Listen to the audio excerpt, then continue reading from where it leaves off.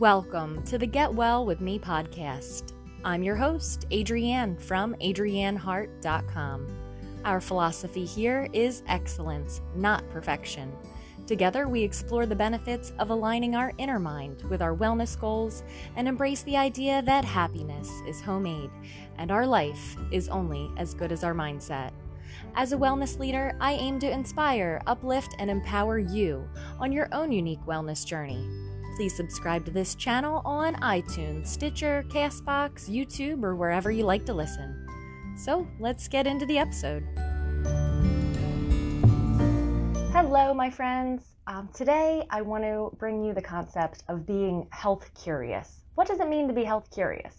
It means a willingness to try new things and to discover new information. So if you are not totally in love with the body that you are living in, then you have the power to make those changes. And when you put good stuff in, then it shows.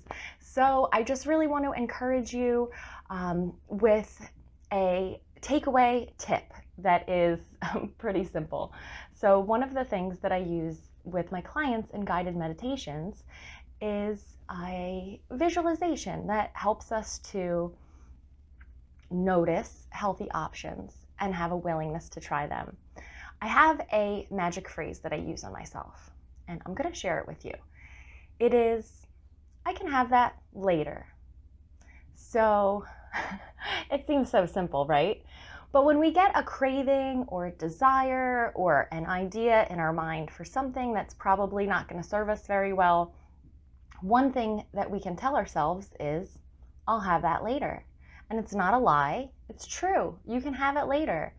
It's just a way of kind of, like when little kids say, oh, will you do this? Can we do that? Can we play such and such game? And we'll say, yeah, we can do that, but we're going to do it later. So you can tell yourself that you can have it later because you don't want to get into a cycle of deprivation. You don't want to get a cycle of telling yourself no. You just want to say, I'll have it later. So back to that visualization, which can really help you. Would you like to do it right now with me? We can.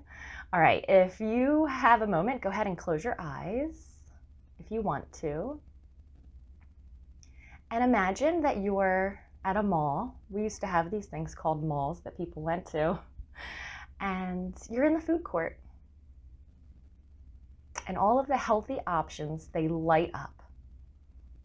You really actually see a bright light appear on top of the smoothie bar, and the salad place, or some other creative, healthy options, maybe at the taco place.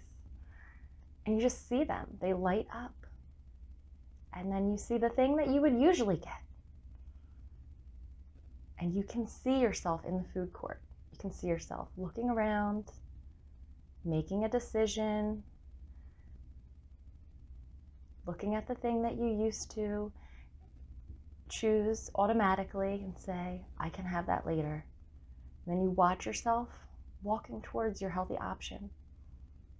You're not even sure if you're going to like it, but you're willing to try because you want to put the good stuff in and you want to feel good. Now you can open your eyes, or maybe they were open the whole time and you were staring at my closed eyes. But either way, when you walk into a convenience store, do you see the healthy option? Do you see what you would usually get? Maybe like the hot dog or the bag of chips. I mean, these are things I used to get.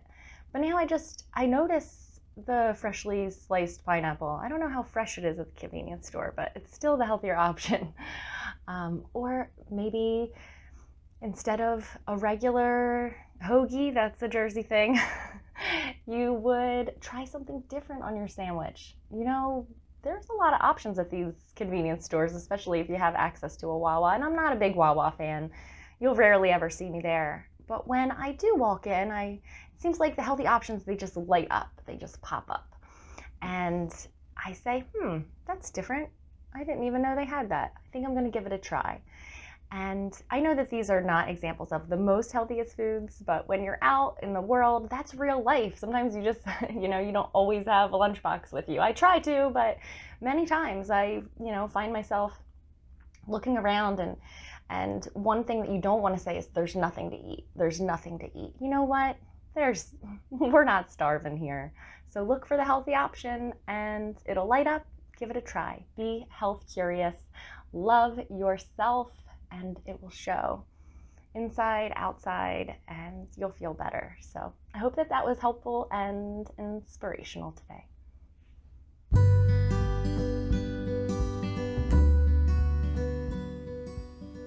Before I go, I just want to say thank you for spending your time with me. As we change into a healthier version of ourselves, we can feel a sense of loss of our old identity, and fear that the people we surround ourselves with will reject us for changing. It can feel lonely and frustrating, like no one understands. When I started getting healthy, I wasn't getting much support from friends and family, so I started looking online. I came across so many radical, all or nothing approaches. I felt judged, alone, and even ashamed. If you can relate to this overwhelm and you like the idea of striving for excellence, not perfection, then you have found a safe place with this podcast. If this message speaks to you and you feel it could encourage someone you know, please share it with them. Remember to hit subscribe, and until next time, be well, because living healthy doesn't have to be hard, and we don't have to do it alone. I'll see you on the next one. In the meantime, shine brightly.